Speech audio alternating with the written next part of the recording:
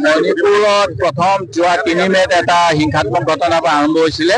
তাত থকা কুকি আৰু মেইতিসকলৰ মাজত যেনেধৰণেৰে ভাতৃঘাতী সংঘৰ্ষ হৈছে তাৰ ফলত সেই ৰাজ্যখন একেবাৰে ধ্বংসত গুচি গৈছে। বিভিন্ন মানুহৰ সাধাৰণ নিৰপৰাধী লোকৰ হত্যা হৈছে, শিশু হত্যা হৈছে, মাতৃ হত্যা হৈছে আৰু দুৰ্পক্ষৰ অশেষ ক্ষতি হৈছে।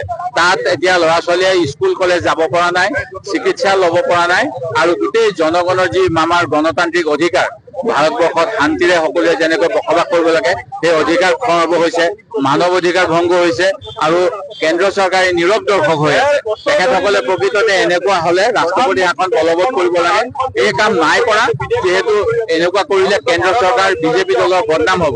কেন্দ্ৰতো বিজেপি চৰকাৰ, আমাৰ অসমতো বিজেপি, মণিপুৰতো বিজেপি চৰকাৰ আৰু আমাৰ মুখ্যমন্ত্ৰী নেডাৰ আহ্বায়ক তেখেতৰ ইয়াত কোনো ভূমিকা লোৱা নাই।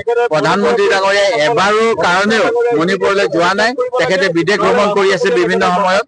যি সময়ত অনাস্থা প্ৰস্তাৱ অনা হৈছিল আগষ্ট মাহত দিল্লীত এই মণিপুৰৰ ঘটনাৰ বাবে, সেই সময়ত অমিত শ্বাহ ডাঙৰীয়াই উত্তৰ দিলে আৰু অমিত শ্বাহ ডাঙৰীয়াক যে প্ৰধানমন্ত্ৰীয়ে চাব কণ্ট্ৰেক্ট দি দিছে গোটেই দেশখন চলাবলৈ, এই তেনেকুৱা লাগিছে। আমি আৰু এতিয়া নতুনকৈ যাতে আৰু এনেকুৱা সংঘৰ্ষ হৈ নাথাকে, যিহেতু যোৱা কেইদিনত হোৱাৰ ফলত অসমৰ যি সীমান্ত আছে জিৰিমা বেদী, তাতো উত্তেজনা হৈছে, শিলচৰত উত্তেজনা হৈছে। যেতিয়া পষ্টমৰ্টেম কৰিবলৈ বিভিন্ন দেহবিলাক অনা হৈছে, তাতো আমাৰ অসমত বিভিন্ন জাতি জনগোষ্ঠীয়ে বসবাস কৰে, তেওঁলোকৰ মাজতো এতিয়া ভাতৃঘাতী সংঘৰ্ষ হ'ব পাৰে। সেই গতিকে অসমখন ৰক্ষা কৰিবলৈ, উত্তৰ পূব ৰক্ষা কৰিবলৈ কেন্দ্ৰ চৰকাৰে তাৎক্ষণিকভাৱে হস্তক্ষেপ কৰক, এই কথাটো আমি ৰাষ্ট্ৰপতিৰ যোগেদি ভাৰত চৰকাৰক জনাই আছো। ক্ষেত্ৰত বিজেপি দলে আজি সম্পূৰ্ণৰূপে ইয়াত বিজেপিৰ চৰকাৰ আৰু বিজেপিৰ দল সম্পূৰ্ণৰূপে ব্যৰ্থ হৈছে। তেওঁলোকে দেশবাসীৰ ওচৰত প্ৰধানমন্ত্ৰী আজি ক্ষমা খোজা উচিত। এইজনেই আমি দেশত আজি প্ৰধানমন্ত্ৰী দেখিলো যে এখন অংগৰাজ্য জ্বলি জ্বলি শেষ হৈ গৈছে, তথাপিও আজিলৈকে প্ৰধানমন্ত্ৰীয়ে 5 মিনিট সময় সেই ৰাজ্য ভ্ৰমণ কৰিবলৈ তেওঁ সময় উলিয়াব পৰা নাই।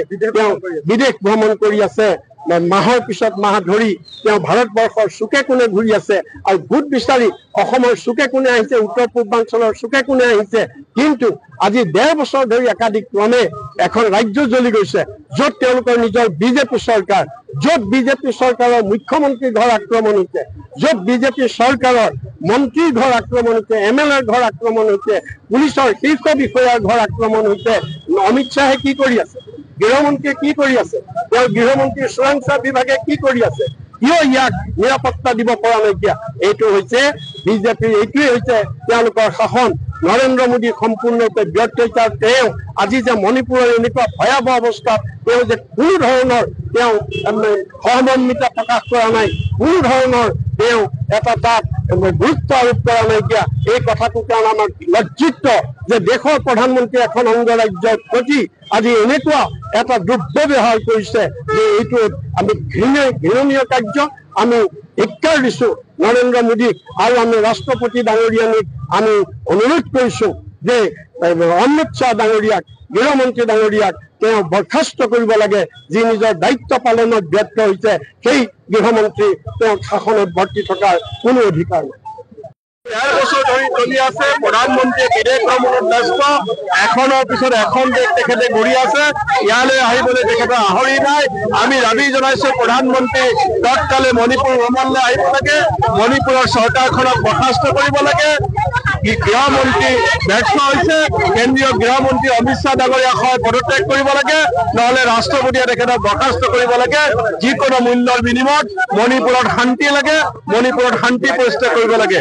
অসমৰ মুখ্যমন্ত্ৰী নেডাৰ মুৰব্বী, কিন্তু তেখেতে এতিয়া নেডাৰ কথা পাহৰি গ'ল, উত্তৰ পূৰ্বাঞ্চলৰ শান্তিৰ কথা পাহৰি গ'ল। অসমৰ মুখ্যমন্ত্ৰীয়ে তাৰ মৌনতা ভংগ কৰিব লাগে।